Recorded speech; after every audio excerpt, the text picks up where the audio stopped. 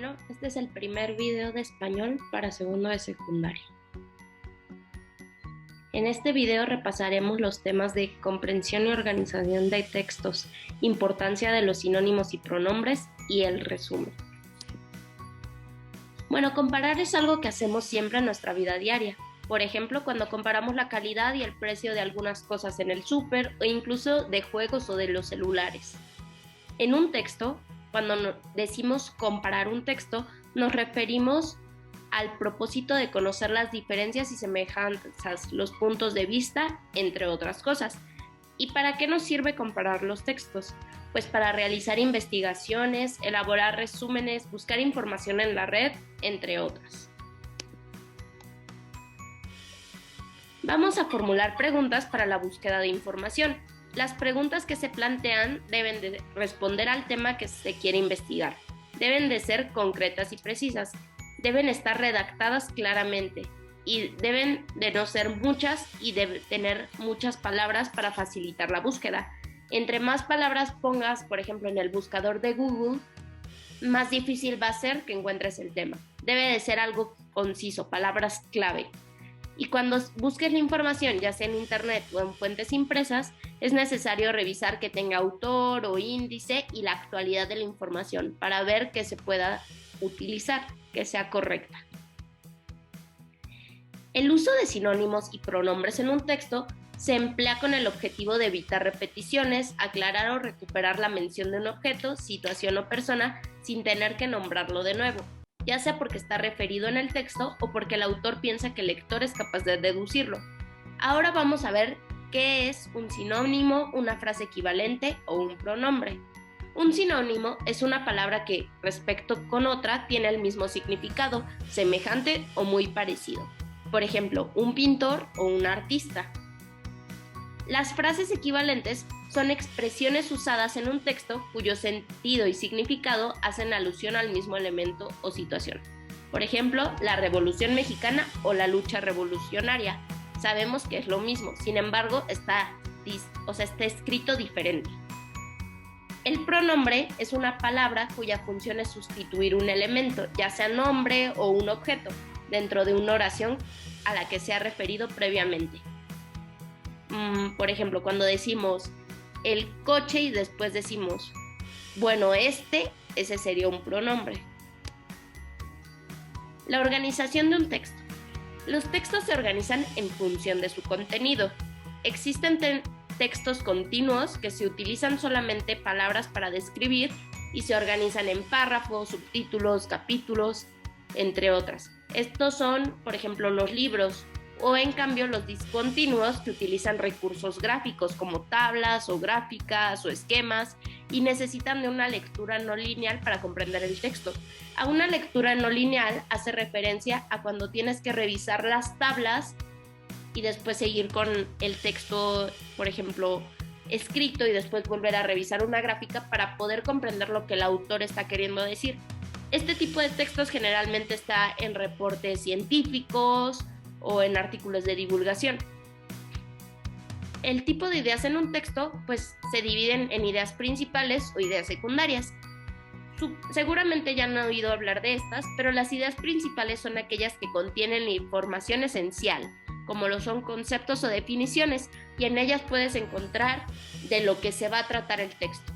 O las ideas secundarias que amplían, ejemplifican o demuestran lo que dicen las ideas principales del texto. El punto de vista.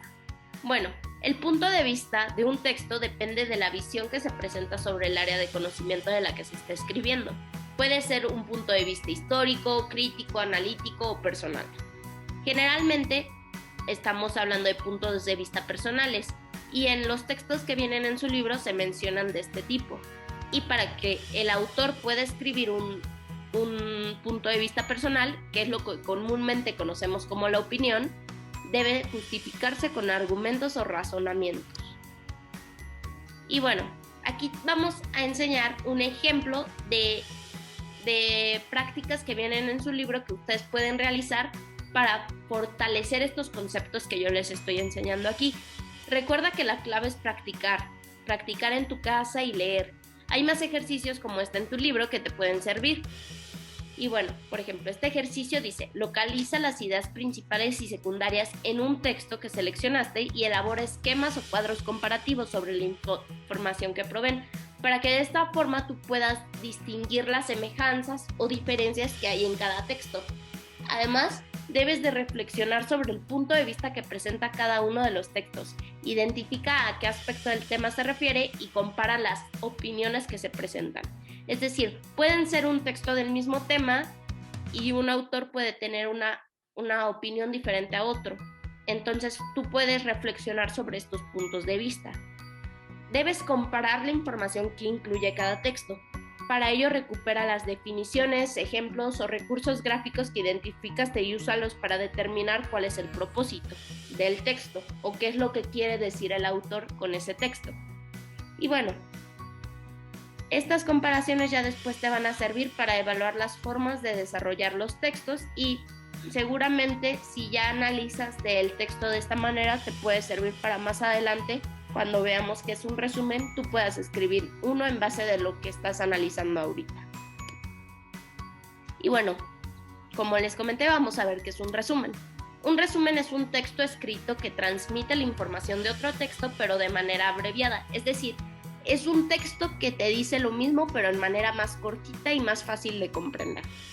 Para hacerlo es necesario hacer una lectura atenta y comprensiva, para identificar bien las ideas principales y los puntos de vista fundamentales de ese texto. Y bueno, ¿cuáles son los pasos para elaborar un resumen? Primero debes de leer atentamente todo el texto. Lo puedes dividir en párrafos para ver qué tan largo está el texto. Después puedes ir subrayando las ideas más importantes de cada uno, es decir, las ideas principales. Puedes escribir notas que se te hagan importantes para que después cuando te toque reescribir a ti el texto sea más fácil. Y bueno, ya que tienes subrayado, es necesario que redactes el resumen tratando de ser claro, exacto, coherente y fiel. Revisa lo escrito y quita las palabras innecesarias. No olvides repasar la puntuación y la ortografía. Y bueno, para hacer resúmenes puedes utilizar la paráfrasis, que es explicación y la interpretación de las palabras o del texto, empleando palabras propias para aclarar las ideas o facilitar su comprensión, o las citas textuales, que es información que se recupera de forma idéntica. Por ejemplo, pueden ser unas frases o una definición que viene en ese texto y tú dices, esto yo no lo quiero parafrasear, esto a mí me interesa que se escriba tal cual.